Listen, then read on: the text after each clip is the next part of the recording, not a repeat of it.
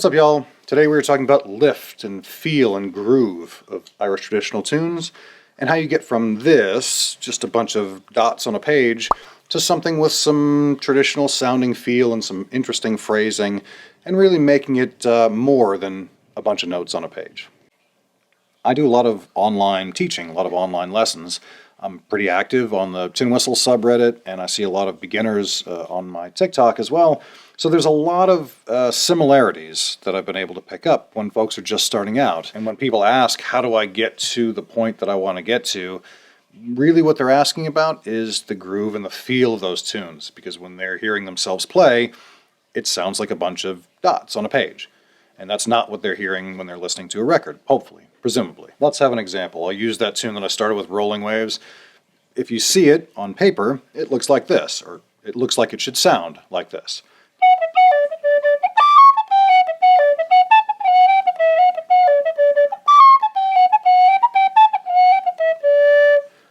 Not terribly interesting, right? When really that same tune should or could sound like...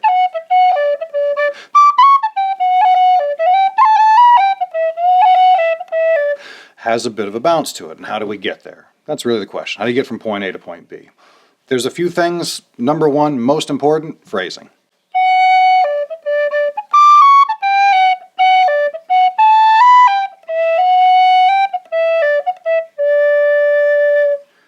The phrasing involved there doesn't require any ornamentation. I've already given it a little bit of a different feel simply by deciding when and where to take breaths and deciding when and where to use tonguing to separate the notes. Most people, by default, play every note individually. They're tonguing each separate note, and there is a traditional style, staccato style, but it's not like that.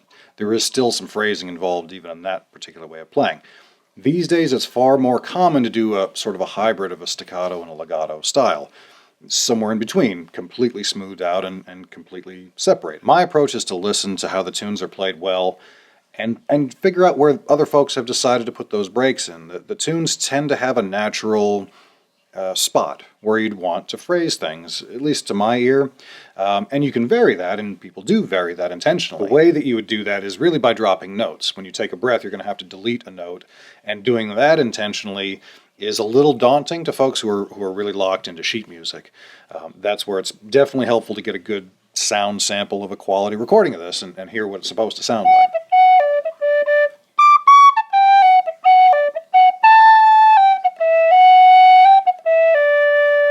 So a couple of things there. We deleted notes, and we also held out a note there too. Turned an eighth note into a quarter note to give it that lift that I'm looking for.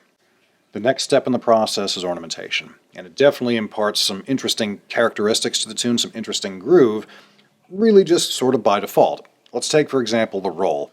That's the stereotypical Irish ornament, and it's made by a combination of a cut and a tap. I'm not going to go through the whole process. I got plenty of other videos on that. But by that fact, the cut is louder than the tap, so it's going to have an automatic rise and fall.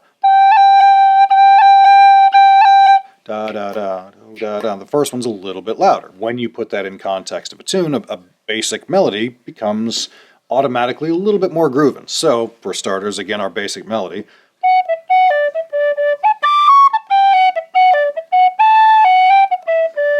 Da, da, da, da, da, everything's the same. Now, if we substitute some of those rolls,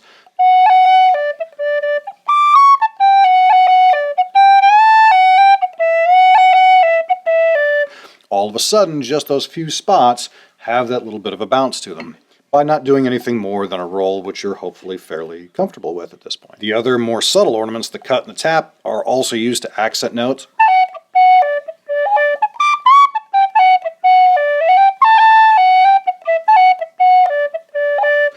Being very intentional and having a reason for each one of those to give that groove a direction, give that tune a place to go. It's very easy to go overboard, so I'd be wary of that. I've certainly been guilty of that.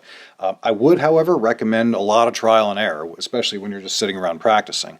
Try a roll here, try a cut there, see what sounds good, and you might substitute one for the other, maybe the second time through the tune, intentionally. Again, maybe giving it a stronger hit the first time through and a slighter hit the second time, by design.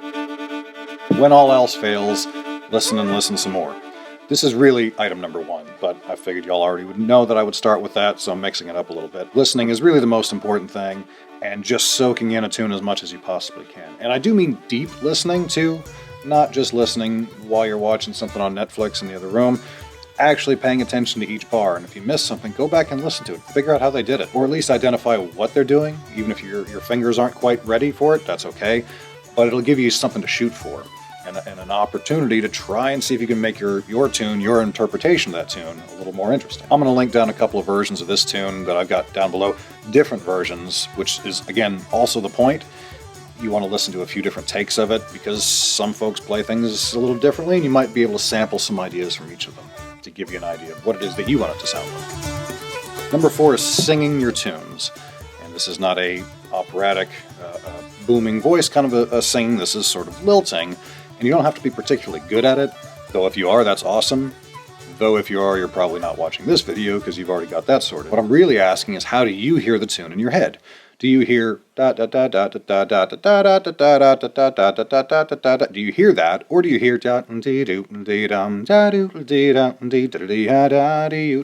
Do you hear the lift? Do you hear what it is that you want it to sound like? Because that's probably what your fingers and your brain are going to move towards anyway. So if you can sing the tune the way you want it to be played, that's probably a good indication that you're going to be able to figure out the right ornaments to work in. So sing it and then play what you sing. Make it sound interesting that way. Again, it doesn't matter if you're not in tune or whatnot. That's really not the point. The whistle's going to handle that for you. All right, that's it. Hopefully you guys like this. Let me know what you think. Maybe there's some other tricks that you've got to impart some of that groove. Maybe something I've overlooked. Let me know, and I'll see you guys in the next one. Cheers.